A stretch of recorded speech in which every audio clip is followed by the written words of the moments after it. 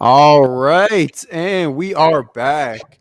What's going on, everybody? Welcome to another episode of the Mindful Mentality Podcast. I am your co-host, Mr. Caleb Rosenberg, and we're down a member. I know last week we had the trio for just one episode, but it's all good. We're gonna rock with the duo today. We're gonna bang it out. But Mr. Daniel Uribe, how you feeling this week? Man, I'm feeling amazing. And then, like I was just telling y'all a little bit earlier, I kind of lost my voice. So if you hear a little crack in it, I'm not going through puberty. Fair enough. Fair enough. Well, let's get right into it. Daniel, just go ahead and kick us off. Yes, sir. So for those of you that haven't been here today, at the Mindful Mentality Podcast, our goal is to help 1,000 people improve their mindset by challenging their paradigm to break generational patterns. This podcast is to encourage and help everyone live a truly prosperous lifestyle and to show you the power of writing your own story. If you find any value throughout the show, please help us get this message to other people looking to improve their mentality by sharing this. Good Man, deal, man. Now, as you guys know, we have had some phenomenal guests on the pod the last few weeks. And so it was only right that Daniel went out and sourced one of our biggest, if not the biggest guests. So Daniel, why don't you go ahead and let the people know what we got for the audience to this week and just how important this is going to be for them. man. So what we're bringing to you today, one of the best philanthropists that I've seen out in LinkedIn, just in any other social medias. He's been helping people with earning their own freedom and getting the correct mindset to develop growth. So for you, we have today Maurice Philogene. Let Tell us about yourself, please. Hey, fellas. Nice to be here. We'll get the energy up on a Sunday evening. Good to see you guys. My name is Maurice. What's happening? Let's go. Tell you about myself. I hate these like come to Jesus stories and stuff. So instead of telling you where I started from, let me tell you where I'm at instead. Fair enough? And then we're Yeah, gonna work our way backwards. love that. I'm 46. I retired from the W-2, all three of them in the last 2 years. Two of them in the last 3 months, which I think we should talk about. I'm a real estate investor. I'm a world traveler, 100 countries, over 300 times. Whoa. I'm a dad, which is very important to me. I started a company 2 years ago on the real estate side. We did about 100 million last year. And all of it started because when I was 21, I read Personal Finance for Dummies. Somewhere in that book, there was a passage on passive income. It stuck with me. I did my first real estate deal, a place to live in when I was 22 or 23. Timing does happen, right? Luck does happen. It just so happens that when I was buying that condo in Alexandria, Virginia, it was the beginning of the boom cycle that was going on from 2000 to 2008. So that condo appreciated 30 grand in 3 months because the one next door, same floor plan, sold for 30 grand more. I Sheesh. asked my immigrant dad, what's up with that? He's like, yo, you just made 30 grand. I went to the library. Y'all don't know about that because you got Google. But back then, there was no Google. Yahoo was the thing, and it was just starting. So, you went to the library. I went to the library. I read like 10 books in one sitting. I never left because it was really, when you realize you made someone's salary in one transaction, it really messes with you a little bit, right? So by the end of the year, I had bought 10 more, and that started my real estate journey. And here I am now doing apartment complex syndications, real estate development in the Mediterranean, mobile home communities, single family homes. The amount of it is kind of irrelevant. What is more relevant is the passive income that comes from it, such that I can live my life the way that the good Lord intended me to live it, because Mm. I have time and time freedom. And when you have time, you are more wealthy than the $30 million CEO in the corner office at 10 p.m. So everything for me on this journey has been about time and freedom. So that's kind of how my journey worked its way through.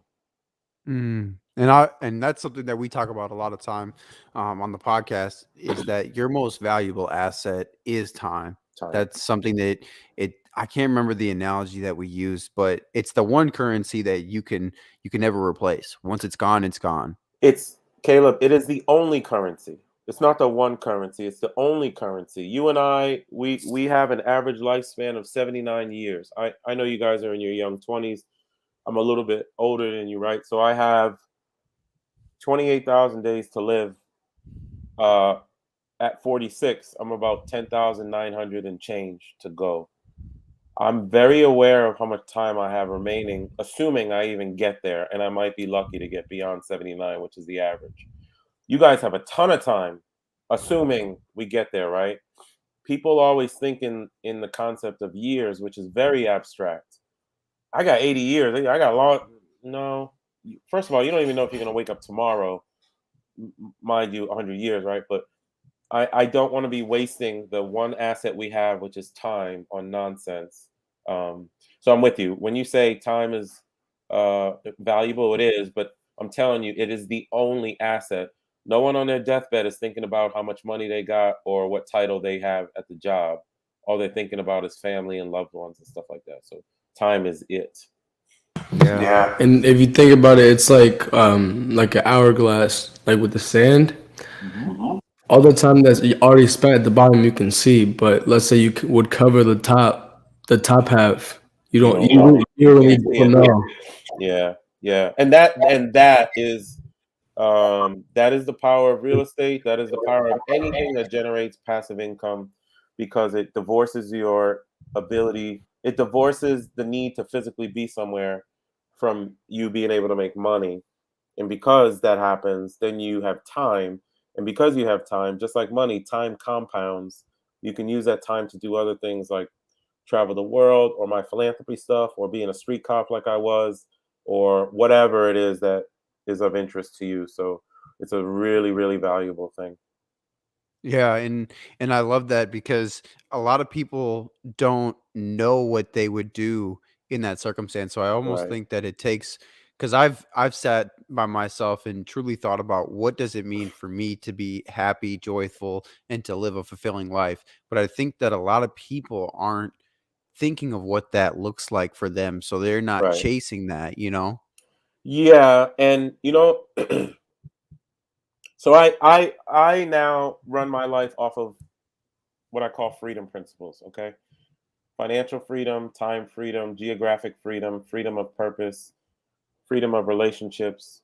And one other one that's in there is I prefer to use the word and, not or.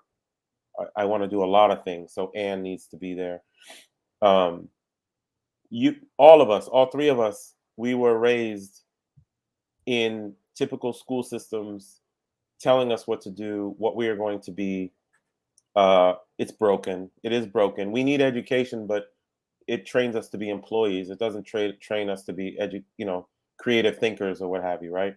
So Daniel, Caleb, and Maurice's vision of success is what school told us what success is, right? It's the CEO in the corner office making $30 million a year, burning the candle at both ends, all that stuff. That's not true. Success is your ability to do what you want, when you want, how you want, and impact people's lives. The way you can do that, have more passive income than you have expenses. That's it. So if you got 4 grand of expenses a month and you generate 8 grand of passive income, whether it's from real estate, digital products, eBay, it doesn't matter where it comes from. I just happen to choose real estate. You are free. You are freer than a billionaire who has to be at the office every day because they have so many different things that they have to get done. The definition of success, I was just posting about this on LinkedIn yesterday. The definition of success is totally skewed. Totally skewed. The digital nomads who are running around Bali in Indonesia making 30 grand a year or 40 grand a year remotely, but they work 4 hours a day and they surf the rest of the day, they're right. They were right. Now, if you guys want to go make 30 million and be a Bezos, that's okay too, as long as that is your passion. But let's not go do the corporate thing or the 9 to 5 thing or the rat race thing just because our peer is doing that, or just because that is the vision that we were told, right? You have to be the valedictorian, the MVP, the CEO. You don't have to do any of that stuff. Just use your job, create some passive income, and then figure out what you want to do out of life and execute on it. Yeah, and I agree because a lot of the times people are pitched as a young, not even some people, we are all Hmm. pitched this idea or this like you said, this vision, and it feels weird to go outside of those boundaries. It That's why does. when you see people go like ourselves or just other people who are more apt to think outside of the box, it Right. feels weird not only for them but for others. They look at them and they're like for example, when I tell people dropped out of college, they're like eyes light up and they're like, "Oh my god, like your life must be terrible," basically. Hmm. And it's Hmm. like that's just the notion that they've been pitched. Like if you don't follow these steps, if you don't do this exact plan, you can't amount to anything. I agree. I And it's agree. And let me one other thing on that point. I, I don't discount or bash corporate or working. Working is really good. I worked two full-time jobs, and I was in the military as well. I was an executive at a consulting firm for 25 years. That's one of the things I retired from this year. I was also a street cop. That was a choice. I wanted to give back to local community in a meaningful way. So in 2008, I became a street cop without telling anybody that I was doing it. Only my immediate family knew that I was going to do it. And I did both full time. Working is good, but where we get lost is we don't intentionally take that amazing paycheck that we are given, take 60 to 70% of it, and then store that. And then when you have enough to go buy an asset, go buy an asset. I figured that out in my early 20s, as I told you guys. Okay. So I just kept doing it over and over and over and over and over again, and I never quit. Even when the shit hit the fan and I had to tenants and termites and toilets on the weekends, and the fellas was going out, catching up with the ladies, and I couldn't be there, I didn't care. I had a feeling that if I could just keep getting assets and keep using my awesome paychecks for my jobs to buy more assets, I could pay off these assets over time and create a stream of passive income and then have time freedom. I was aware of it. I'm just older now. I mentally had it, but I didn't know how to articulate it. Now I Mm, know I understand how to articulate it. I Right. feel that. I feel like we're in that stage. What you're learning it now? Like we're in that stage where like we just need to articulate like or Mhm. actually put the action in. Like we feel like we have the um the thesis and the curriculum down, but The not the execution. execution, All right. not So the what action. do you want to do? But we want to do real estate. We want to do multifamily. We want to develop, Hmm. and we want to buy and hold. Like that's the main goal is to keep and have as much doors as possible. yeah, and what I would say also about that is that it's tough to tell certain people that like I've tried to quickly you realize like you can't share your vision with everybody, not Hmm. because it's a competition thing, only because of again back to the way that people look at you or just the reciprocation or the responses that you get. I like telling people who are already doing the thing that I want to be doing, hey, I want to do that thing as well, because that Right. conversation to us is more valuable than telling somebody who has not only zero interest in that, zero interest in real estate, zero interest in passive income, zero interest in personal development. And so that's kind of the tough part of having to kind of play that balance. That's kind of what we're figuring out as well as we explore this journey. Yeah, and it's kind of hard because at the same time, people just don't want to be educated. You know?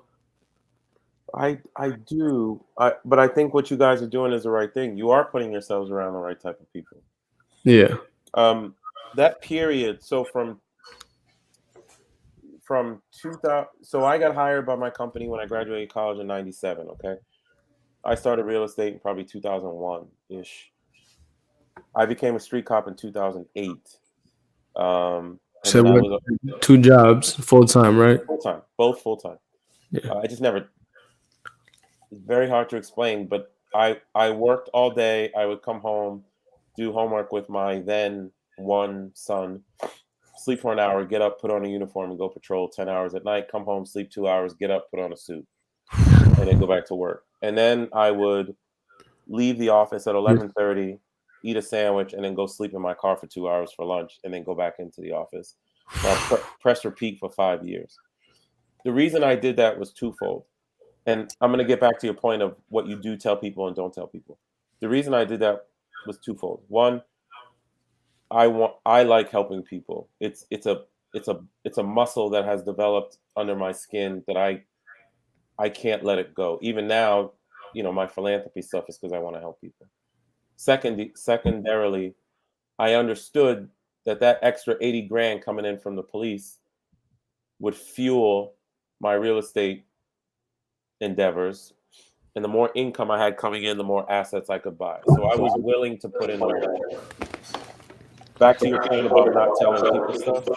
The reason I never told anybody at the company or at the police department what I was doing was because I knew that there would be eyes on me. If I'm not at the company, he must be at the police. If I'm not at the police, he must be at the company. Oh, he's tired today. Or he's not here because he was working police last night, so maybe we fire. I just never there comes a point where silence is kind of important just to execute on whatever vision you have. In this age of social media and telling everybody everything, that's not how y'all are growing up. That's not what's in your generation. My generation, generally, I think people shut up about what they were doing because there were consequences to it, But to you guys' point, you're going to tell someone who is equivalently 21, 22, 23 years old, who has no interest or no understanding, more so the latter, no understanding of what you're trying to get accomplished. Good night, kiddo. No understanding of what you're trying to get accomplished. Those are not going to be the people that push you forward. It's not going to be them. It's going to be the people above you, right? The people that have already gone that path, or your parents who want something a bit more for you, or sometimes not your parents because they don't understand what the hell's going on. You got to get yourself into the circles of the people that will push you up. In my case, I did everything on my own. That is why I got into what I call entrepreneurial depression. I was depressed for maybe a decade because I was grinding constantly. But now I am constantly around people who are doing bigger and better than me and understand the hustle that I give in and why I would do business in the Mediterranean and why I would come on a podcast at 8 p.m. at night just to tell my story to inspire someone to do something different. You just got to put yourself around the right people, and it's not usually your immediate friendship circle. Yeah, I would agree, and that's something that Daniel talks about a lot of the times. Is that sometimes to grow, to develop yourself, to get to a next level, or to get closer to your vision, you have to not necessarily cut certain people off, but you just have to readjust your circle, and Sure. that's a perfectly okay thing to do. I think a lot of people are afraid to either lose people or to outgrow somebody, and we try to really pitch the idea that that's an okay thing to do. It's okay to grow. It's Yeah. okay to get to the next level and help somebody up. But it's tough. My mom says this all the time to me, that you can't help other people struggling when you're struggling as well. No, and Right. two statements. One, from my business coach, everybody is for a reason or a season. That's it. Yeah. Everybody is for a reason or a season. So the fellas I used to hang out with in Boston, I think I talked to one of them nowadays, but the rest of them, it's not that I'm better or whatever, but that was a season of my life, and I don't need to hold on to that. We have to understand that you have to let go and accept the transitions. Okay, the fellas that I played football with at University of Virginia, I tried out for the NFL. I didn't make it. Some guys made it. I didn't make it. That was a season for me. That's it. I have no lamenting about what happened or whatever. That necessary. It's for a reason or a season. Second thing. Now I lost my train of thought. There was something. About people. No, people cannot be taught. You, It is like your own vision of things. It's important to you. You can't put on people them understanding your vision and then helping you execute it. It is all on you to execute. If you have people that are supportive of your vision, great. But it's not going to be them that wakes up at 4 a.m. so you can do real estate for 4 hours before you go to work at 8 a.m. It's not them. It's not them. It's you. So find the people who are supportive, stick with them. The people who are not supportive or don't understand what you're doing, it's not that they're being unsupportive. It may just be that they don't understand your vision. Nobody understood my vision when I was doing it. They just saw me never being around and constantly doing the real estate stuff. And all of a sudden they're like, how the hell are you retired at 46? How'd you do that?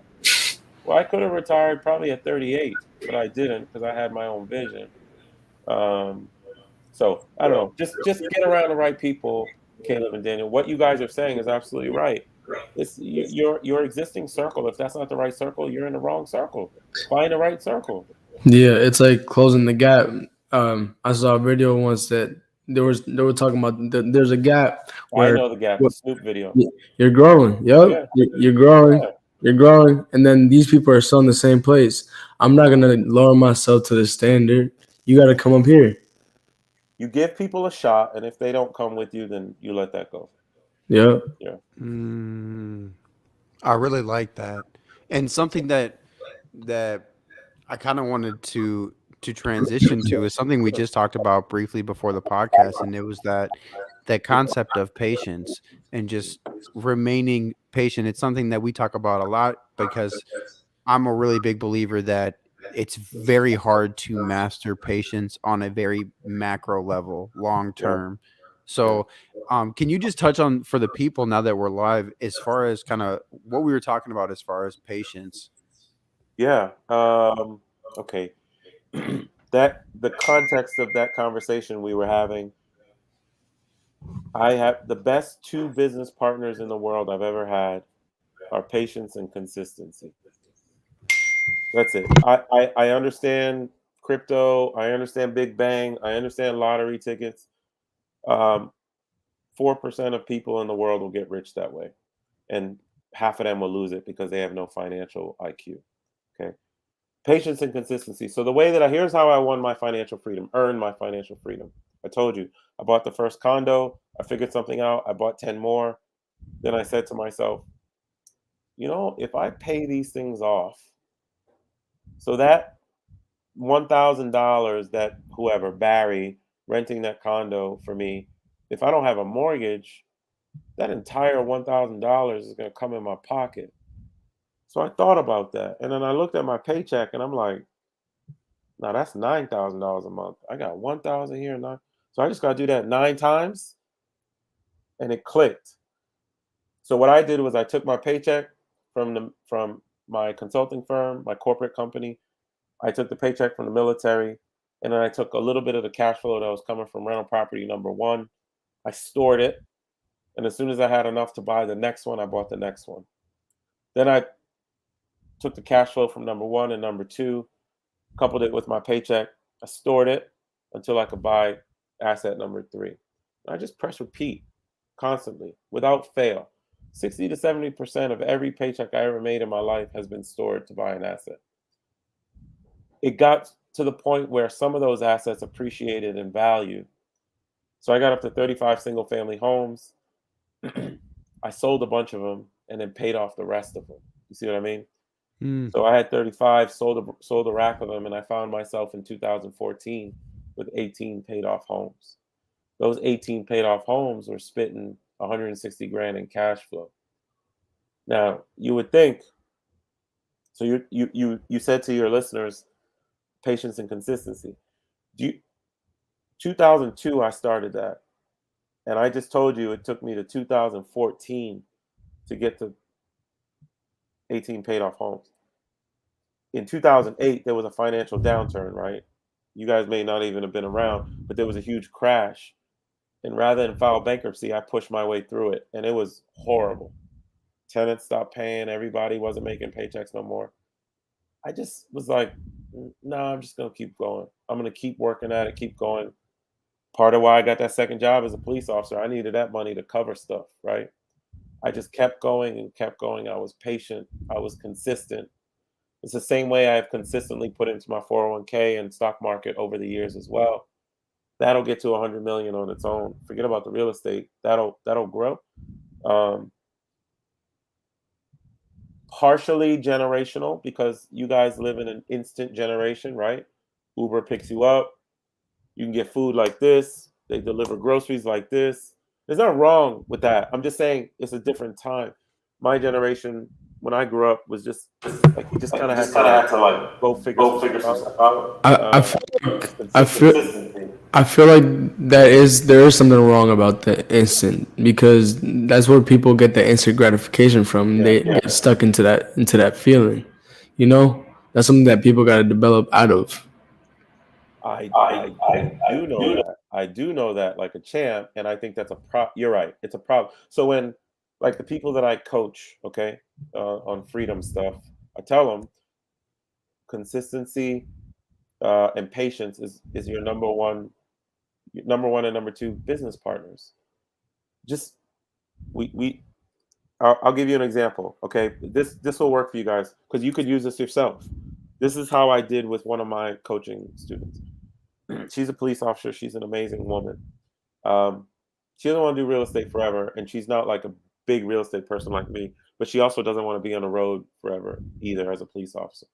So she's buying three plexes in Western Maryland. She's gonna house hack them, use a FHA loan because you can live in one, rent out the other two as a primary residence. So we did that. It's cash flowing. Her first property is cash flowing $800 because she's living in one, renting out the other two. When she moves out at the end of the year, because she needs to stay in there about a year, like she can get out in 7 months. The loan company ain't gonna come.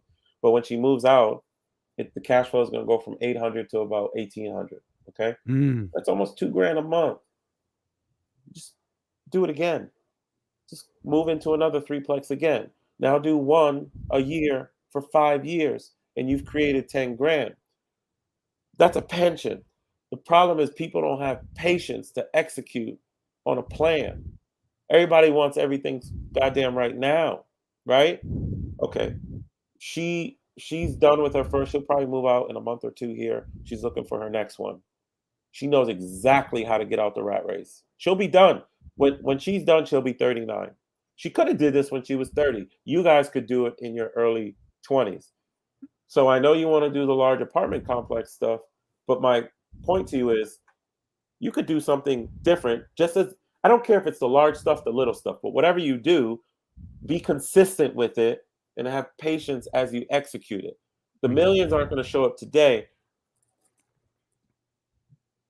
The last 3 years for me, I'm 46. For me, my trajectory financially was like this. It was good, but it was like slow. In the last 3 years, it's been this. It's been ridiculous. I'm like stunned my net worth and my cash flow. Okay. Um, I just kept executing. And I don't even live off of it. I reinvest everything. I live off of other money like from coaching and stuff like that. But my muscle to invest has never stopped. I just keep doing the same thing I've been doing since I was 23. I got a paycheck, a very large paycheck that was part of my severance from retiring from my company. As soon as that paycheck showed up, I saw it. I'll tell you, it was 66 grand. I saw it. I took $1,000 for myself and I sent the other 65 to my storage account to be invested in an asset. Mm. Still doing the same thing. Now, it's not to be free. That money is to buy assets so I can do my philanthropy stuff and help other people. But it's consistency and just executing what you know is going to work and don't worry about all the noise around you of what people say is good and bad and this and that. So anyways, that's my soapbox for the day, I guess, is just be patient and execute on what you got. Yeah, and I love that because back to just the timing thing, it's all everything's about timing, regardless if you want to be an entrepreneur, successful business owner, you want to get a high level career in the 9 to 5 world, whatever the case may be. When you look at it kind of like as a 30,000 foot view, Uh, anything that's worth something significant, let's say, is going to take time. It takes And time. it's the same thing, whether, again, it's entrepreneurship. There's a reason why 90% or 80% of small businesses fail. And then you only have, one CEO and a CFO and a COO, because those people were the ones who were willing to put in the time and the sacrifice and the constant fail. You don't get a CEO job overnight. It's constant times of people telling you no, job offers not going well, whatever the case may be. Same thing with entrepreneurship. Deals aren't going to fall through. Deals are going to go sour. You're going to lose money. You're not going to succeed for a while. So it's, for me, I feel like a broken record because I've said it so many times to people I know, is that I'm not worried about the now, because a lot of my friends will joke and they'll be like, "Oh, are you a millionaire now?" And it's like, that's a funny joke, but like, I've never been concerned since Daniel and I met up and started business together. I've never been like, "All right, Daniel, 3 months, like 6 months." Like, him and I have a problem of thinking almost too far in advance. Not that we're not concerned about right now, but it's like, what's happening now doesn't really affect me, because I know that as long as I just keep plugging away every single day, Of course, it's going to happen. That's, it is for going to me, happen. right. And that's when we found real estate initially, we were like, okay, this is something for sure. It's not necessarily a get rich quick, but this is as close to for sure as you're going to get. And so Yeah. The if you smart just stick, people don't want get rich quick. The smart people want get rich get for rich sure. for sure. right, Get rich and stay rich, stay wealthy. exactly. And that's the thing that we understood. Like, we're doing that consistently, and then we also have to be working on our personal development consistently, because that's where you get to keep that wealth, because let's say you get money in a bad mindset, you're not gonna know really what to do. No, exactly. People, and this is where people say like money is evil, but like Caleb has always said, money isn't evil. It just brings out the whatever is inside of you. Money just brings out more of who you actually are. Exactly. Yeah. Exactly. Yeah, I'm totally with you. So, I mean, you guys, what you're doing, putting yourselves around the right kind of people and the right kind of mindset. I understand what you're trying to do for your audience. Expose them to people who think differently. I'm an inner city brother from Boston. In theory, I should not be where I am. Shouldn't. My father is my family's from Haiti. Oh, you're my cousin. Where you from? Dominican? I'm Dominican. Okay, yeah, my family's from Haiti, northern Haiti. Okay. I'll be Dominican soon. Oh, it's just there. Yeah, immigrant families. It's a typical thing. Get your education. Yes. That's all Pop said. Get your education.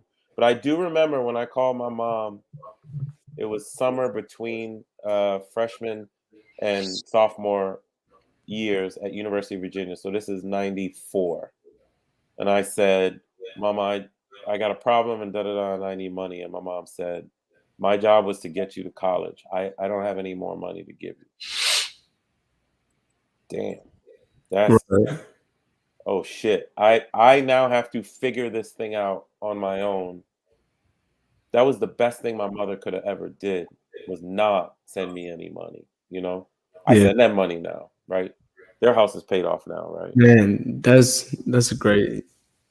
That's amazing. Yeah, it's a good thing. Anyways, but the fact that you guys found real estate, whatever your journey is in it, don't second guess it, don't question it. Forget all the naysayers. My fraternity brothers, who I love to death, they always tell me back in my 20s and 30s, like, man, you never around. They see what's happening now, and they're like, how did you do that? And I'm, Man, she's like, what? I've been telling y'all. yeah, because they heard me on a podcast, and I said on the podcast that day, last week I was in Mexico. Tomorrow I'm going to be in the south of France. 3 weeks earlier, I was in Lebanon. And then I just got back to DC for Thanksgiving. Something. It was like I was in 4 or 5 countries within 3 weeks or something like that. And my boy heard it, and he was like, what are you doing? And how are you doing this? One, he's like, I know you make money from real estate. You must be spending a ton of money on travel. And I said, no, I'm not spending a ton of money on travel. He said, how are you going all these places that you go? Well, I travel hack. It's like, what is travel hacking? Well, you need to pick up a book and read and understand. I'll give you guys a travel hacking tip, okay? Yeah. I travel constantly. Like I'm everywhere all the time. I refuse to fly coach. The one thing that I do not do, and I don't want y'all doing once you get to a certain point, always go on that plane and turn left and spend more money for that ticket. Get the business seat because it's going to train you that you deserve more. I don't sit Yeah. I don't sit in coach unless I have to anymore. Usually I sit in business and the ticket's free, but here's how I do it. I run my life through 2 credit cards. Both are tied to United Airlines from a business perspective and a personal perspective, so I can see everything. I generate a business class ticket every month easily. A friend of mine works for an airline, so he hooks me up and I get tickets and stuff. The other thing, I just took my kids on a Disney cruise over New Year's New Year's Eve. For the New Year's, I took my kids on a Disney cruise. Just the 3 Philogene boys. I have one who's 21, one who's 8. I want to make sure we all stay together, so I try and get us together once every 2-3 months. Yeah. Well, my son, my oldest, was flying Delta, and me and my youngest, because he lives in Atlanta, me and my youngest were flying back to DC. Well, we're flying United back to DC, so we're in the United Lounge, right? There was a tip. So I couldn't get my son into the lounge, so I just bought a United ticket business class for my son, refundable. Think about it. That's a hack. It's a hack. He wasn't getting on a flight. There's so many ways to live this life. If you don't self-educate on them the way that you guys are doing it, let your boys and your girls and all the people who are naysayers and whatever learn by spending money on the dumb shit. Okay? Right. You guys are going to go buy assets and spend your money and your time on assets that will then unlock, and give you access to time, which will then give you access to the world. To the world. People don't understand that when we unlock time, we are unlocking the world. Period. And that there are so many wealthy people who drive around in 1995 Honda Accords who are living the life of millionaires and billionaires quietly, but not flaunting. It's just that they have the time to do it. And the way that they have the time is they bought assets that Daniel and Caleb are about to buy, and they improve those assets over years, and now those assets pay them in their 30s and 40s. It is beautiful because I was not put on this earth to go to the office in DC and eat Subway for lunch for the rest of my life. No. I was put on this earth to live, and that's why you see me living the way that I live. Man, that's powerful. And I really hope that people can understand the gravity of why we preach it and why we're screaming it at the top of our lungs so often, to just educate yourself. It really is not as difficult as it sounds, and it's a lot cheaper than going to a university and getting it. And you'll probably get more out of it, honestly, from my personal experience. But personal education, it is so critical because there are so many things that you can progress forward in your life. There's almost now in this extreme digital age that we live in, there's no Yeah. excuse why you can't educate yourself on something. It's Because everywhere. right. And what Maurice said, when I have other folks come to me and ask very broad questions, that's where I get a little bit irritated. I'm a nice person. I love to help people at heart. So naturally, I give information. I can't really hold that back. But what I really try to get people to do is like, hey, at the end of the day, because you also have to respect my time. Daniel's actually helped me develop that, and a lot of our listeners, is getting others to respect your time. And when I'm doing something, or just in general, like, these are my boundaries. And so you asking for me to now take away from what I'm doing to educate you for however long it's going to take me to catch you up to speed, it's like there's a disconnect there. Right. And Come to me at the same level. exactly. Exactly. And that's what you, again, Daniel, I've said so many times is you have to put up these boundaries. And I've started to get better at that. But again, Daniel's guided me through, all right, you just got to basically say either You gotta saying say no. no. Yeah. Exactly. You gotta say no. Like sometimes, like your time isn't gonna be available to people that always want it. Yeah, But sometimes saying no is better because then you can stay focused on what you got to do. Mhm. absolutely, Because absolutely. a lot of times that saying yes is going to take away so much time that you could have done a lot more things with. Yeah, it is okay for you guys to be selfish with your time. It's necessary. I'm gonna tell you something that I was telling my boy today. Um, I was the soup kitchen guy. I was the guy who would go to the homeless shelter and would give his time 3 hours to feed people and stuff, and I would leave. Um, there's nothing wrong with that. But you know what? I realized probably in my late 20s because after reading books, really, I'm I'm not much of an internet, but now I am. But at that point, I devoured books. I learned that it was very important to be selfish with your time and to be selfish with your money. Okay, if you truly want to give back to society and community, be selfish. Be selfish and grow yourself so much to the point where you can do what I did over Christmas, which was I flew to Lebanon. A friend of a friend is a priest in a local community. He and I went door to door over Christmas. He knows families over there, and I did Oh, I three. remember seeing that video. I remember seeing Yeah, that. um, we we paid for someone's hip. I paid outright for someone's hip surgery. I think that was 9 grand for that one. And then we found a lady, and she has a 4 centimeter, or millimeter, one of them, I think centimeter, pancreatic tumor, and she's getting chemo to get the tumor down to 2 centimeters so she can get the tumor removed. So we paid for her tumor to be removed, and then I paid for my oldest is autistic, so autism is something that I'm very like I have a soft spot for it. But imagine being autistic in a country where there's no resources. It's even worse, right? Yeah. So I paid for one kid that I know quite well to have a shadow teacher for 2 years. Okay. Why don't you just give Maurice to, the United Way or whatever? No, be selfish. The way that I'm selfish is I work my butt off and I buy these assets and I make a lot of money for people. And then I take that and I give it to my family, but I take a portion of it and I go do good things around the world. The reason why I do that is because I selfishly want to hear about people's stories and I want to do something that moves the needle that day, right there, on that moment. I don't want to give $1,000 and then they'd have to go find another $10,000 and couple it, and maybe in 2 years they'll be okay. No, no, no. I can find families where I can drop 10 grand and change their decade. Okay, that's important to me.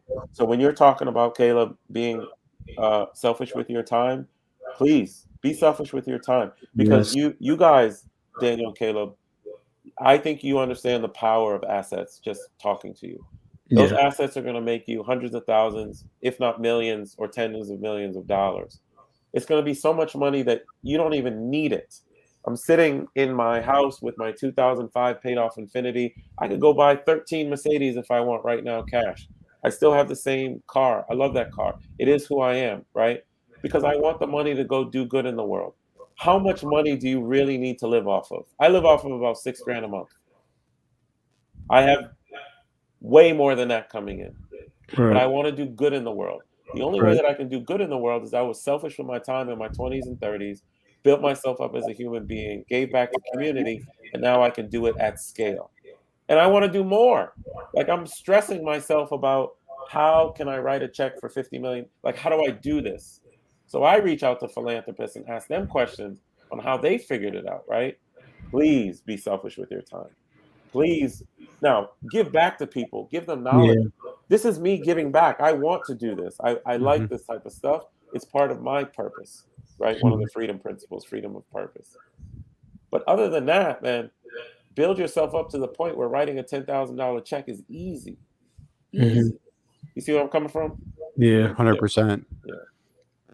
And that's I love that idea that you're being it's being selfish to then be selfless. And Yeah, exactly. Yeah. You got it. You got it. Yeah. and that's something that again that my mom has always preached to me because I've been that type of person that it doesn't matter what situation I'm in, I will help, Right. but Yeah. it's not as effective like you said doing it on scale. That's something that's going to not just make somebody smile that day, it's something that's going to impact them long like on a long-term scale. Long term.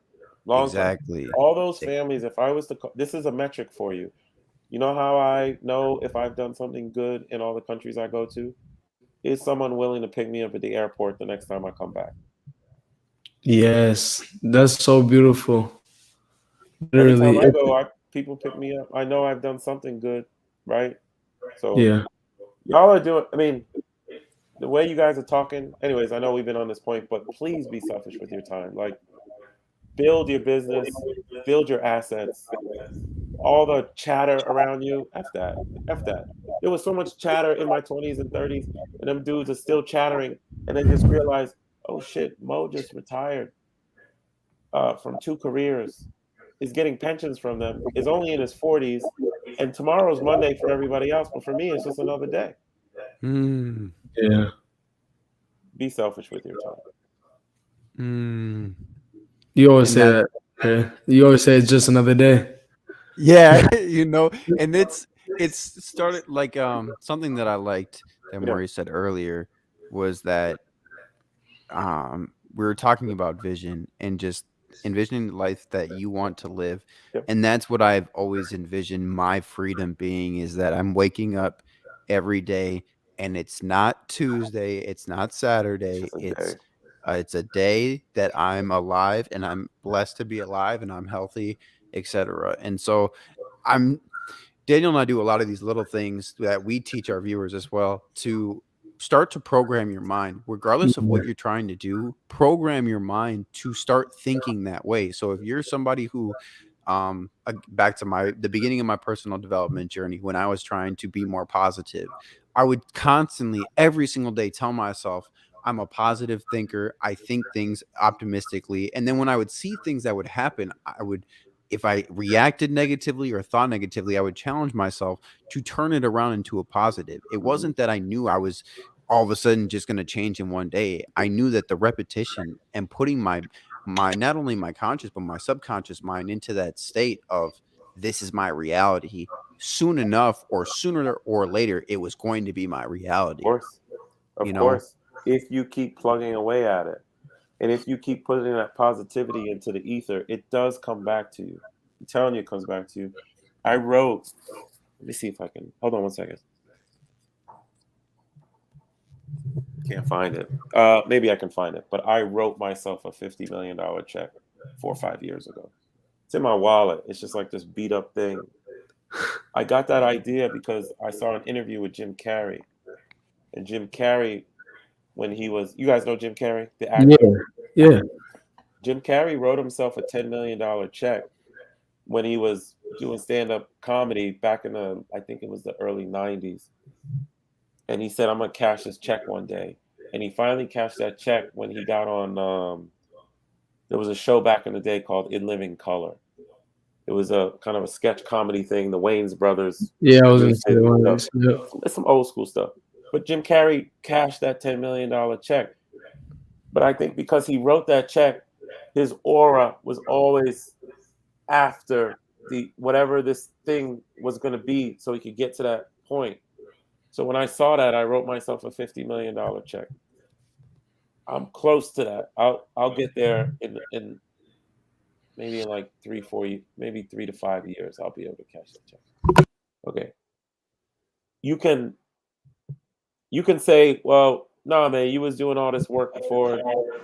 I wrote that check and I just put it in my wallet. I've never. It's not like I look at it every day, but it's that you implant something in your brain or in your mindset or in your core, in your heart, who you are as a human, That's why when the fellas would call and be like, yo, we're about to go to the club, I'm like, man, I gotta get up and go paint this property tomorrow.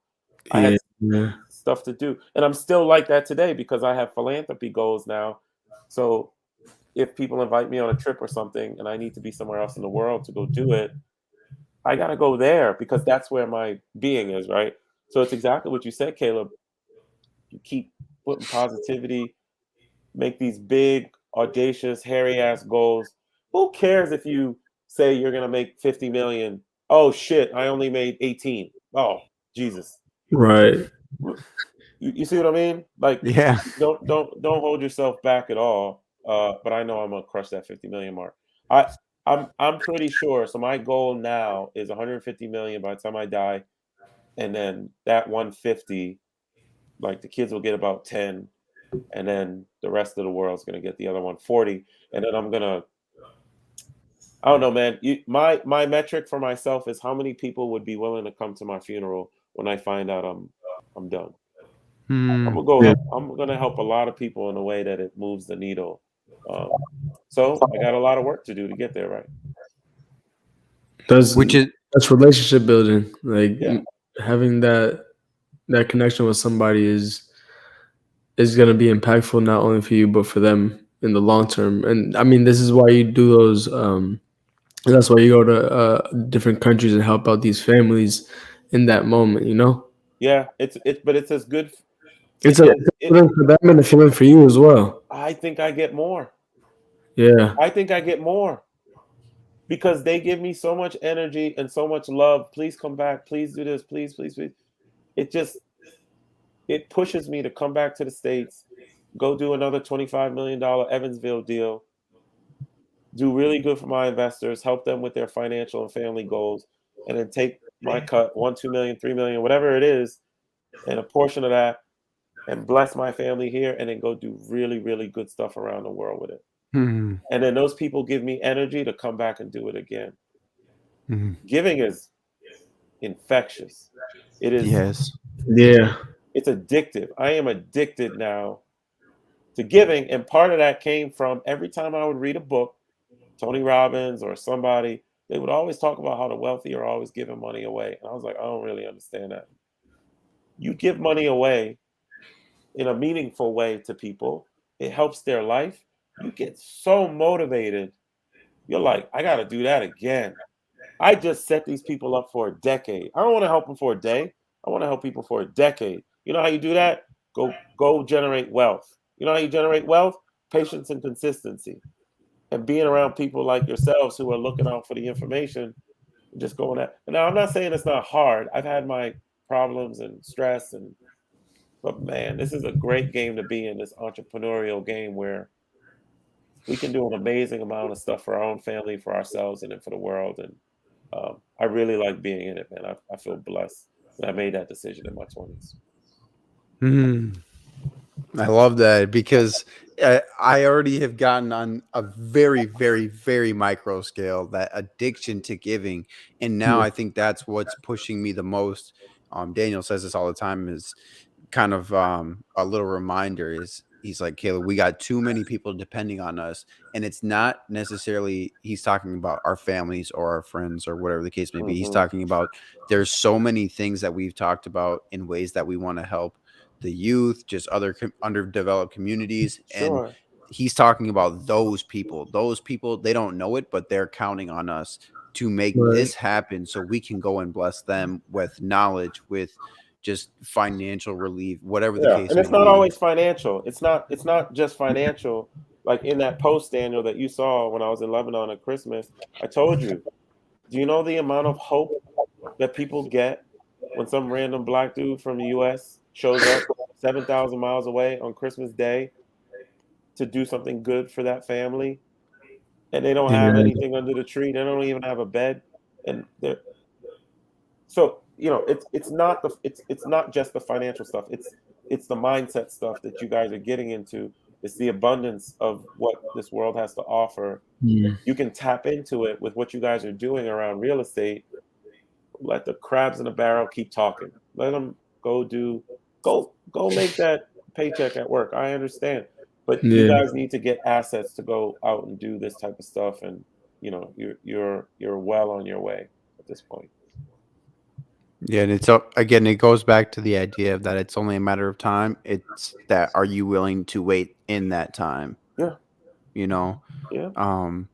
so just as kind of like a big thing that you would say was Sure. an attribute to your success, whether that's personally or whether that's with your career. As far as if you had to kind of dial it down to one attribute, what would that be as far as what it took for you to get to the next level or to be at the level that you're at now? I that's a good one. I never cared what people thought first. I never cared about titles in corporate. Didn't matter to me. But I had to say the biggest attribute was it came from the military. I'm very accustomed to waking up at 4 a.m. Even now, when I don't have to, my alarm typically goes off at 3:30, and then I snooze till like 4. That might seem a little bit extreme, but understand where it comes from. One, I'm a military guy at What branch? Air Force. Air Force. Oh, both my best friends' moms are in the Air Force. They are really. I mean, Yeah. what they did for my life was, I was a federal agent there. So the TV show NCIS. Yes. Okay, so every military branch has its own version of the FBI. In the Navy, it's NCIS. In the Air Force, it's called OSI, Office of Special Investigation. So I was with them for 20 years. It's part of my military service. This is so dope. Actually, it was a great. Like, I ran field offices all over the world. It was wonderful. That's 100 countries. What's that? 100 plus countries. I think from the military, it was like 10 to 15. Okay. Oh, all that's me. Whoa. Yeah, all that's me exploring the world, kind of thing. That's beautiful. But the thing that I've always done well is create time. So when the hustle was going in my 20s, I had to be at work at 8 or 9 o'clock, right? So I would get up from 4 to 8 was my typical hustle hours, 4 a.m. to 8 a.m. Because if you do 4 a.m. to 8 a.m. every day, 5 days a week, that's 20 hours a week, 80 hours a month, 960 hours a year. That's 5.14 weeks I created. That's a lot. Yeah. Add one more day. Add one more weekend 4-hour session. You're talking about 7 weeks now. I was always awake working on real estate or buying the restaurants I bought or I was always doing something or working out. Like, that's just as important. That attribute has stuck with me to this day. I'm always up posting on LinkedIn. That's how no one helps me on LinkedIn. You see how consistent I am with that stuff. Yeah. Super link. Yeah. Because I wake up. I see every time you post, it shows up. Yeah, and I don't plan them. I just get up and I think about it. It takes me probably like 30 minutes to think of a concept, and I'm like, like, I've already thought about my concept for tomorrow. I had to like make a voice note on my phone. I'm like, I'm about to show these dudes how to be geographically free and virtualize their mail. I'm gonna do that post tomorrow. Whoa. You can create time. We all got to go to work. It's necessary, but don't. So when the people are like, I don't have enough time to do this and that, I'm like, wow. I worked 2 full-time jobs, day and night, for 5 years. I created time first thing in the morning. You have time. There's 24 hours in a day. I suggest you sleep six hours. That leaves 18 hours. Figure the shit out. What you need to stop doing, forget about the Netflix binging. Forget about going to the bar. Not only does it waste your money, it wastes your time. It also makes you tired for the next day. So you're not going to have an optimal day. I'm not saying don't go hang out with the fellas. That's not what I'm saying. That's necessary. That's life. What I'm saying is making it a habit. Instead of making that the habit, make waking up at 4 a.m. the habit, putting in 3 hours to your business, and then doing push-ups for the last hour, right? That was the thing that gave me the edge on people, because they were all waking up at 8:30, and I was done with my side hustle by 8:30. Okay, so 4 hours a day, 5 days a week for a year. That's 960 hours. That's 5.14 weeks. You add another 4 hours, that's 7 weeks. Add another 4 hours, you talk about 9 weeks. You talk about 2 months you created that other people will never do. So you really want it or you don't? Like, pick one. Pick your Man, hard. You want to work for 50 years for somebody else building their business? Or you want to work hard for 20 years or 10 years, getting up at 4 a.m. so you never got to listen to anyone ever again?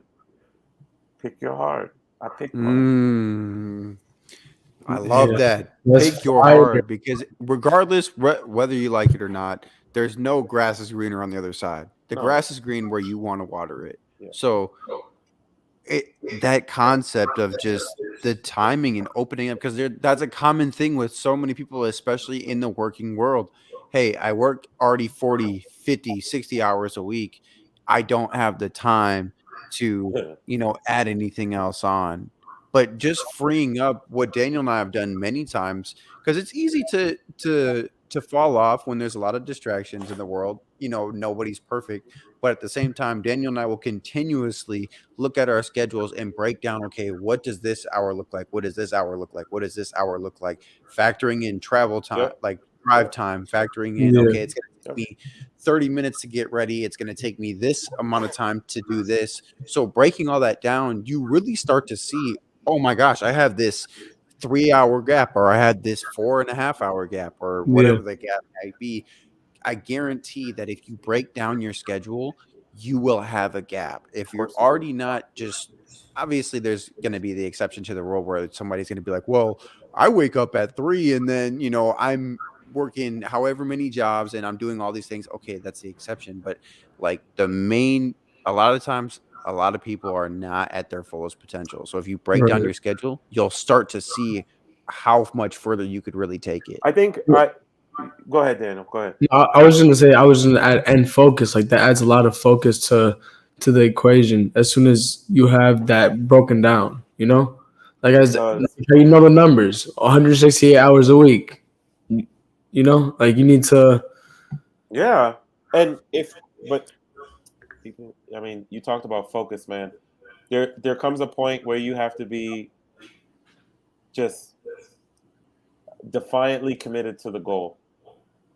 You Mm. just gotta be if you can, like, I talk to my coaching students now, a couple of them, I am on their asses because they haven't become defiantly committed to it yet. Because once you get defiantly committed, waking up at 4 a.m. is Ooh, not difficult. It's not difficult. It's not difficult for me. Now I wake up. I'm a little bit older now, and I've done the work. Okay, right. my assets are buying assets now. It doesn't Yeah. mean that I'm not hustling still. I am, but I'm in a little bit of a different phase in my life. So when my 8-year-old goes to bed at 8:30, I'm like 10 minutes behind him. Oh, Going to bed at 9 o'clock, I'm happy because I get my ass up at 4 o'clock. I'm either at the gym or I'm on this computer. Here's why. And this is a tactical tool that you guys can use, and hopefully your listeners can use. Okay. mhm. There's something called a productivity pyramid. Have you ever heard of that? Briefly, I think a version, but I'll give it. It's a pyramid. At the bottom is brown time. The middle is green, and the top is gold. Okay, and the green is broken up between dark green, light green.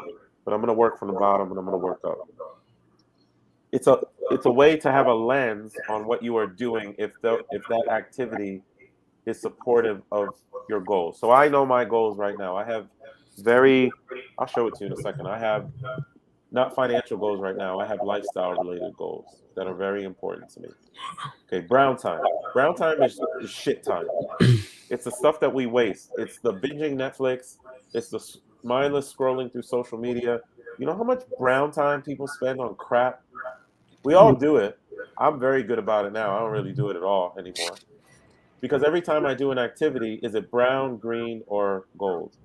If it's mm, brown, I don't do it. If it doesn't support my goals, I don't do it. So this to me is gold, and we'll get up to what gold means. So I'm willing to be up with you at 8 p.m. on a Sunday when I'm normally in. I'm knocked out because I get up at 4 and I'm gonna hit the gym in the morning. mm. If you can Thank reduce you. reduce We your brown appreciate time, that. oh, it's all good, brother. If you reduce your brown time, and then you take the time that you're saving and move it up into the green. Now here's the green. Green time, light green time, is the things that you and I need to do, and we don't have a choice, but they are necessary for us making progress on our goals or making money. I got to go to the bank. I got to take my kid to school. I got to go get my kid's haircut.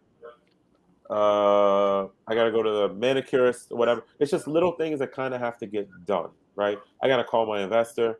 It's just little things, but it's necessary. That's why it's green, because it's going to establish things that need to get out of the way so you can continue. Dark green. This is where we want to live. We want to live in a dark green time. Dark green is the type of things that you establish them now and they will make a shit ton of money for you later. Okay? So dark green is the effort that you're putting into finding real estate right now. That's dark green. Talking to a broker, dark green time. Talking to a loan officer, that's some dark green time. You want to be having those conversations. When you're having a conversation with a person who is not filling up your cup, that is brown time. They are not going to be the people that are going to get you the money or get you the relationships that will end up in money. Make sense? Okay. Yes. When I post on LinkedIn, Daniel, that's dark green as hell. You know why? Yeah, A lot dark of green people see it. is hell. For A lot of real. people see it. Yeah, everybody's on your thing and they're commenting and interacting with And you. I love that. Yeah. It's not a money thing. It's not. It is, I want to educate people. And if somebody wants to come invest with Quattro Capital, the company that I started, fantastic. I'm very happy about it. But it meets my goals. So I get my butt out of the bed, and at 4:30, I write my post for the day and I put it out there. And that's dark green time. This is where Caleb and Daniel need to be spending time. Podcasting, talking to brokers, finding properties. Um, Now you can kind of see where going to the bar with the fellas sits. It's way down there in that brown time. Way Yeah. down there. Okay, so here's the last one is gold. That is the life stuff. That is why God put us on this earth. That is the stuff that speaks to Caleb and Daniel. That is the Maurice is gonna take. I just tried to take my 8-year-old to Greenland for the New Year's, but I couldn't do it because uh, it was the thing with the flights, and Greenland right now is like 4 hours of sunlight a day. It's a very thing. It is the shit that makes you happy. Mm-hmm. Talking on podcasts to people, I don't get nothing from this, but I do because I see two 20-somethings who look like me from before, and hopefully I'm motivating you, or you took something from me that you're going to do something with it and it's going to pay forward, whatever. That's gold time to me. Gold time to me is also getting on a plane and going to Lebanon in Christmas Day to go do something good for people. That's gold. Gold time for me is I am readily available for both my kids. I don't have to be at an office. They have access to me all the time. Dad is always around. That's gold time. Gold is why we are put on this earth. Okay.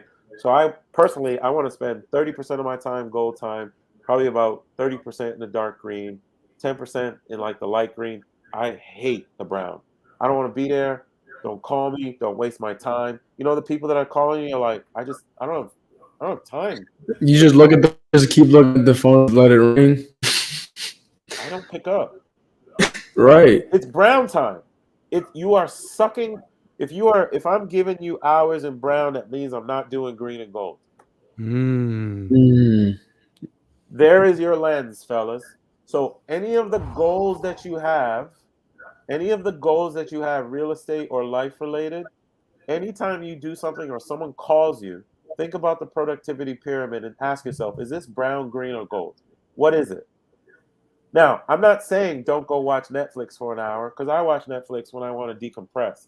It is usually I'm watching a foreign film because I like that stuff.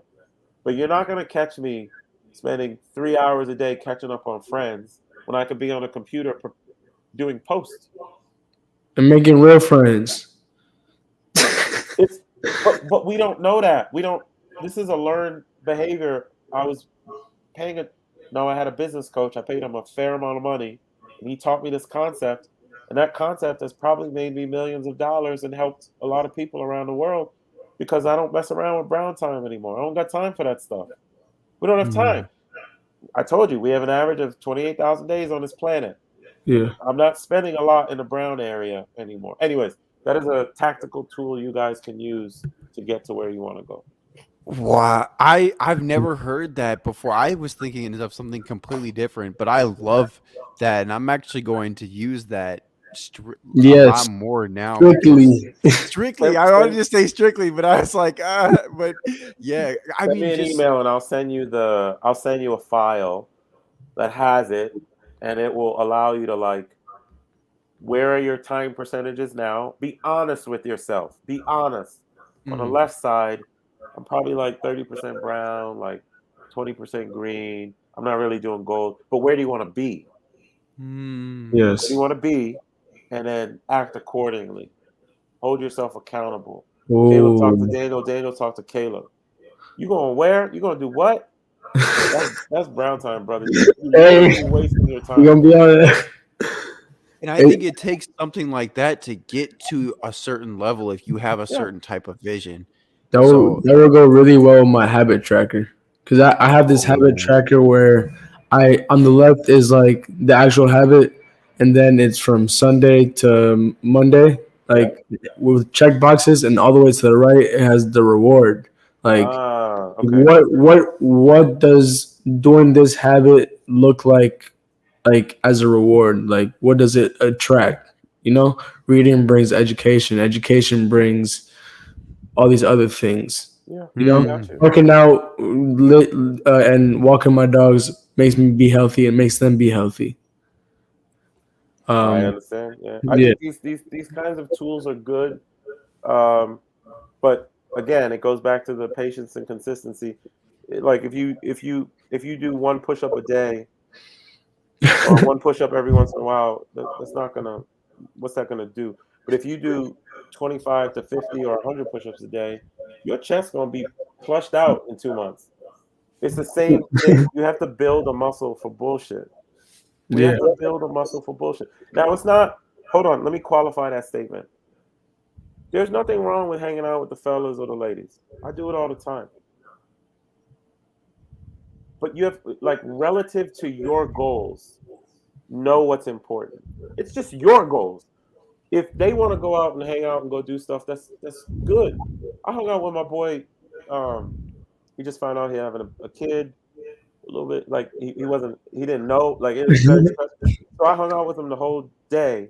That's gold time to me. My boy needed my support. mm, I cleared the yeah, schedule. Dog, let's go to the cottage on the water. Let's grab a bottle, get the hookah. Let's go. Let's go chop it up. yeah. That was gold time. But if it was like, man, let's go hit the strip club and throw some dollars, and I'm like, no, I don't do that because that's a waste of my time. I need to prepare for Daniel and Caleb's interview and go listen to some of their podcasts, which is what I did, some of your episodes, to understand who you guys are so I can give appropriate information. To me, that's light green, dark green time. I think about things that way now because I don't want to waste my time anymore on anything. I got a finite amount of time on this planet to get stuff done. 100%.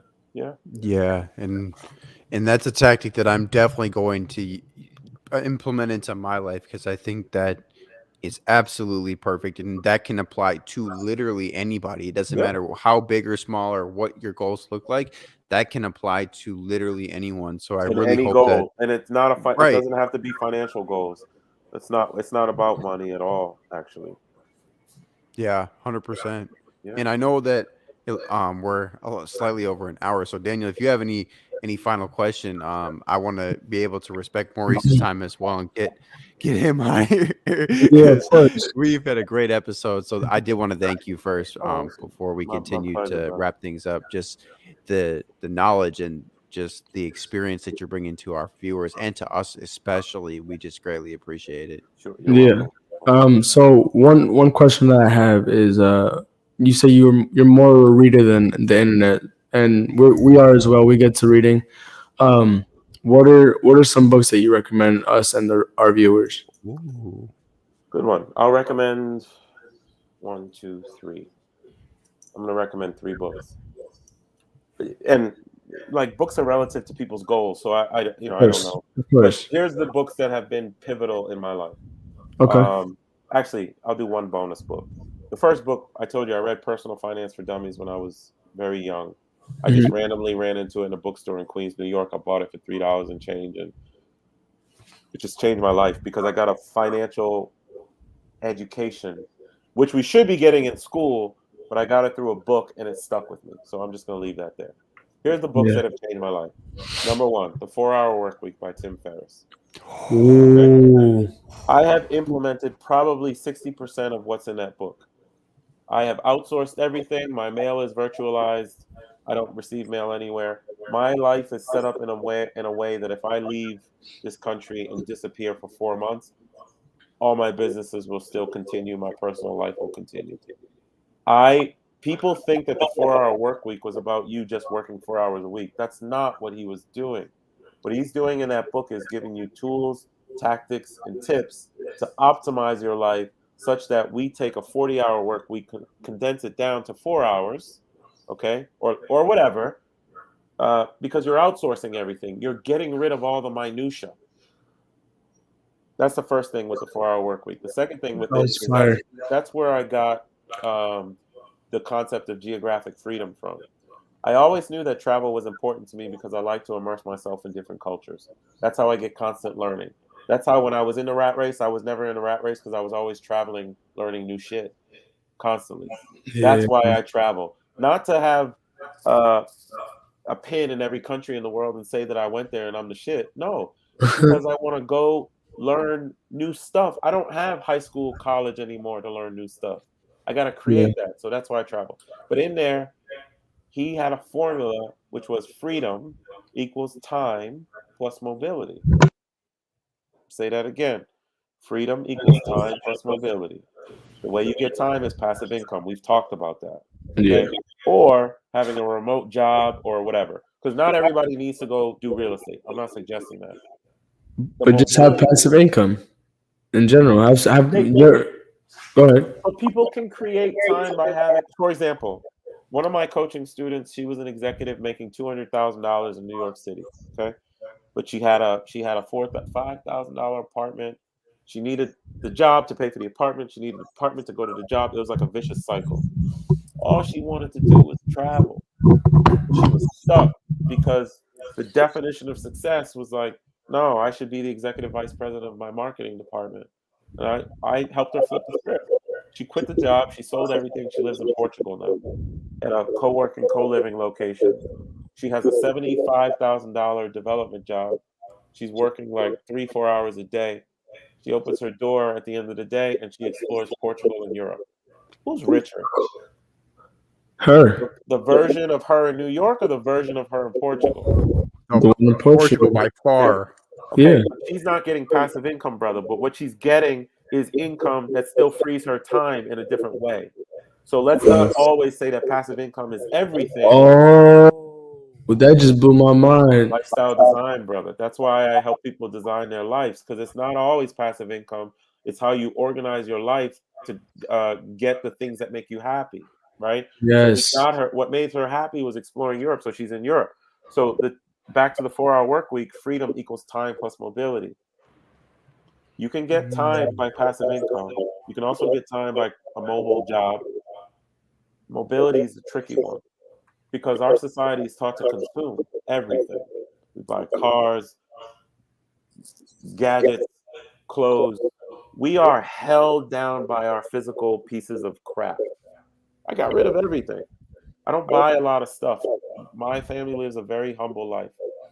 I virtualized my mail. I automated all my processes. I outsourced everything at the house. I don't do the grass. It's not that I don't like it, but I don't do it. I don't do the grass. I don't mow the lawn. I don't shovel the driveway. I have people that will do all that stuff for me at a reasonable rate. Hmm. I outsource everything and I optimize everything and I bounce. That is the 4-hour work week. So while people think they need $30 million to be free, they don't. You just need a couple grand for passive income and mobility, the ability to move around this planet and continue to have experiences because it's the experiences that make us rich, not the money, but we need mobility to do it. That's why I recommend the book, The 4-Hour Work Week. Mm. It's a dope book if you can really get Her. into it and understand the concepts of it. So I said Personal Finance for Dummies, 4-Hour Work Week. I'll go through the last two very quickly. Uh, Money Master the Game by Tony Robbins. He interviews 40 of the craziest financial minds ever. Okay. From a stock investing perspective, from a real estate perspective, from understanding asymmetric risk reward, for understanding why the financial industry has been raping us for years with Ooh. management fees. Money Master the Game, that's 700 pages or audiobook, will literally make anyone who reads it millions of dollars. Money Master the Game by Tony Robbins. I'm going to leave it right there. And then the last book is the most important. It's a book called Man's Search for Meaning by Viktor Frankl. Have you Ooh. heard of that book? Oh yes. Okay. Victor was a Holocaust survivor. During the Holocaust, he lost his mom, his dad, his sister, his other sister, his brother, his wife, and I think his kid. He lost everything. You who gives a shit about money when your family's being torn apart, right? So Victor had to find some kind of meaning to life after losing everything. And he did. And he penned something called logotherapy. I'm not going to go into what it is. But you start to, when you read that book, you start to understand that if you can find meaning and purpose in what you are doing, it drives you. So you see, you can probably feel the emotion when I talk about the philanthropy stuff and what I do and why it's important for me to come back and get another asset. You think I am not driven to go get up at 4 in the morning to go make more money.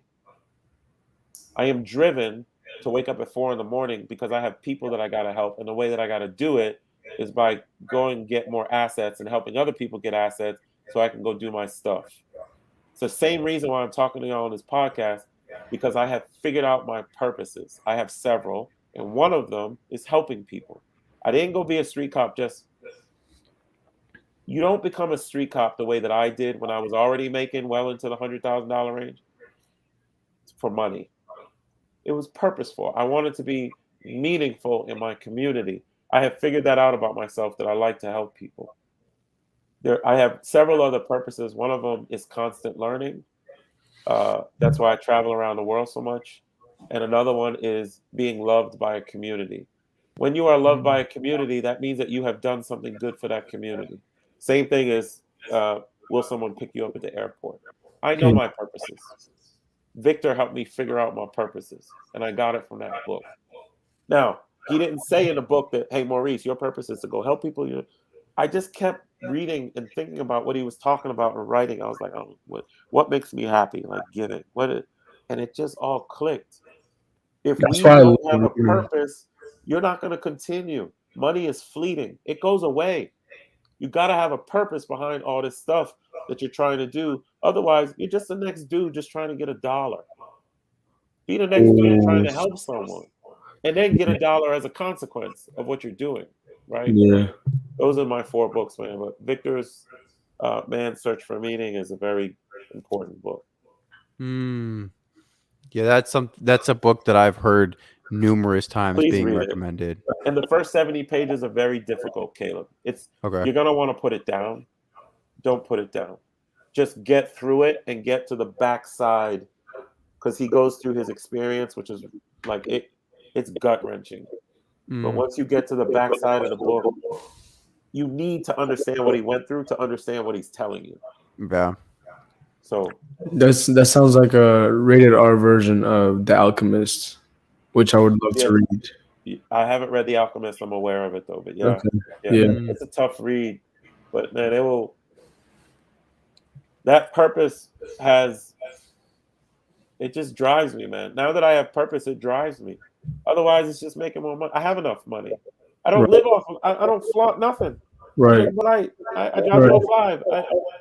Purpose, brother. We all need purpose. That's going 100%. to be the game changer for you guys when you find your purpose. 100%. And that's what a lot of people don't have the ability to. I think it was Michael who on one of our last episodes who might have talked about this, but once you find your purpose, most people will go through their entire lives without knowing why they're here Absolutely. Yeah. and what their job is or what their duty is supposed to be on this earth. And so some people have sort of figured it out, and some people are for sure, no, this is what I'm meant to do.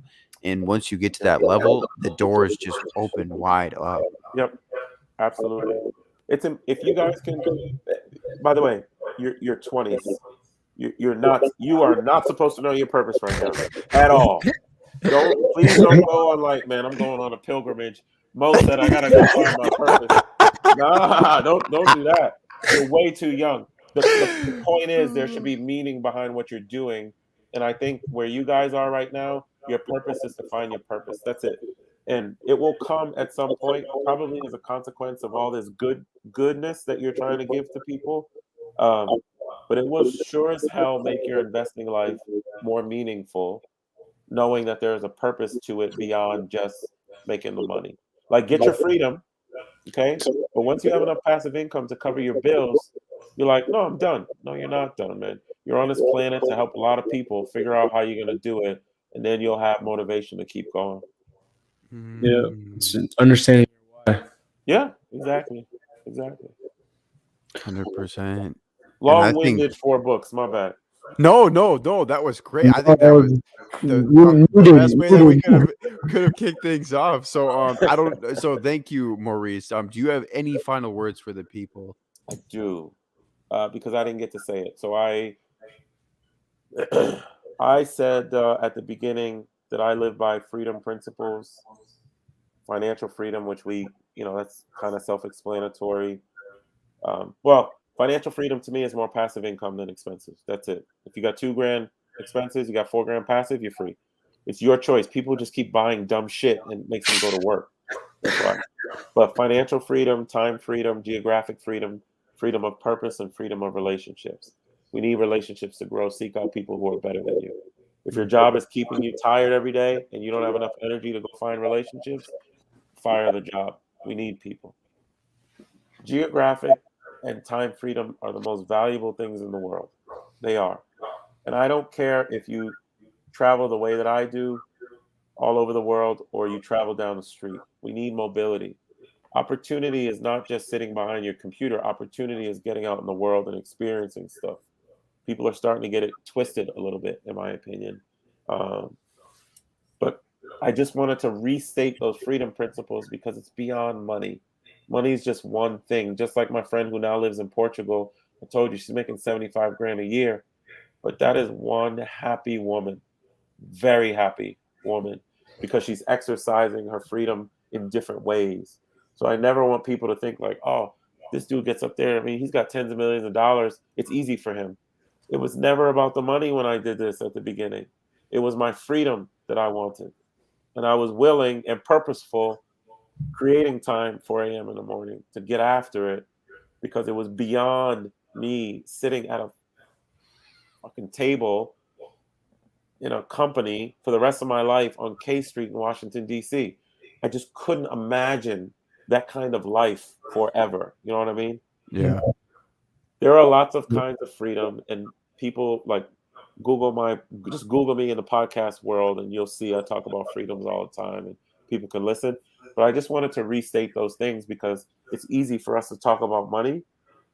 I am free not because I have money. I am free because I have time. I am free because I figured out how to move around the planet. I am free because I have friends and meaningful relationships in damn near 100 countries where people will pick me up. That's my freedom. It's not because, oh, I'm doing huge $30 million real estate. Like I got another real estate deal in a month. We'll close. It's like 30 million. So what? Boo-hoo. Like who cares? There are so many people doing deals that are 50 times that size. That's not what makes me free. What makes me free is understanding relationships matter. Helping people matters. Geographic movement matters. Time matters.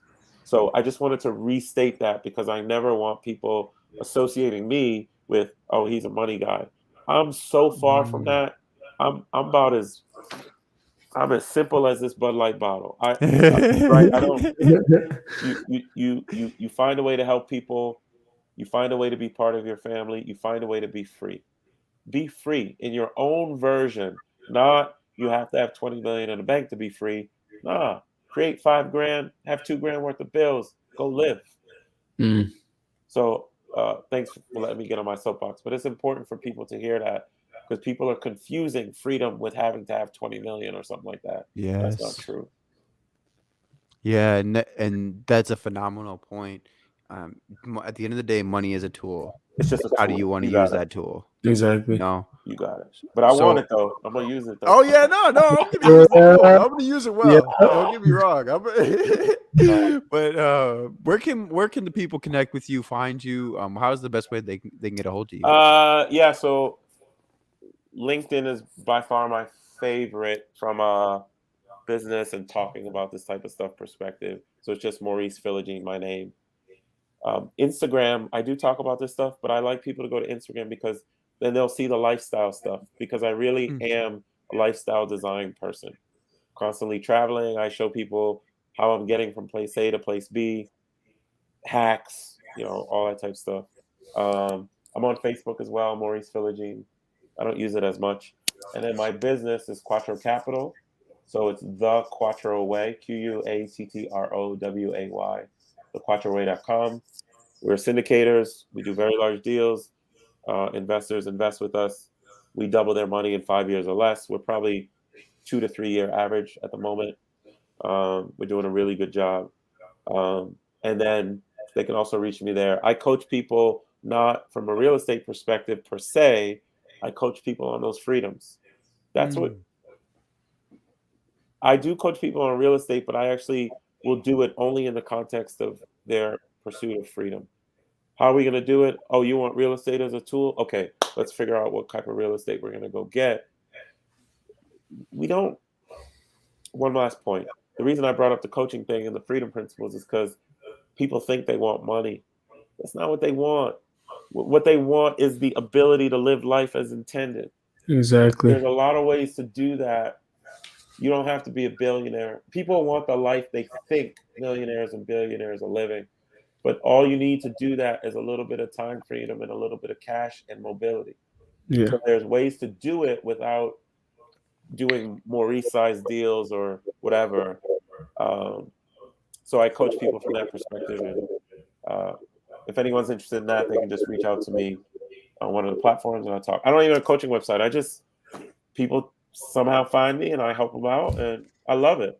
Coaching, it doesn't even move the needle. I do get paid for it. Of course, my time is valuable. Oh yeah. That doesn't move the needle. The real estate moves the needle, right? But you gotta, in the same vein, I go overseas to help people with the philanthropy stuff. I love helping people like buck the corporate system. Like you were a W-2 person 6 months ago, and now you have a choice to leave the W-2 because all we did was move some stuff around, buy a few assets, get rid of your car, virtualize your mail. Where are you at? Oh shoot, you're in Costa Rica for the 6th time in the past 3 weeks. Okay, all right, give me a holler when you get back. I love that stuff. So if I can help someone with that stuff, I'm always here. Good deal. And of course, we'll link for you guys. We'll link all of his links so you guys will have no issue connecting with him and finding him. Yeah. So thank you. I mean, we couldn't thank you enough. I mean, Yeah.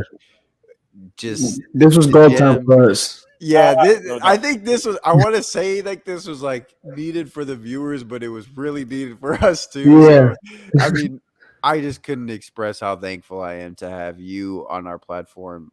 It was an honor, and I know we're at now an hour and a That's all half, good. and That's my we could have pleasure. talked for days. I know, but that's why I was like, all right, no, we need to rein this in. It's all good. Yeah. It is my pleasure, and if I can do anything for you guys in particular, just hit me up on LinkedIn or something, and let me know what's going on with your real estate, and see if I can help you out.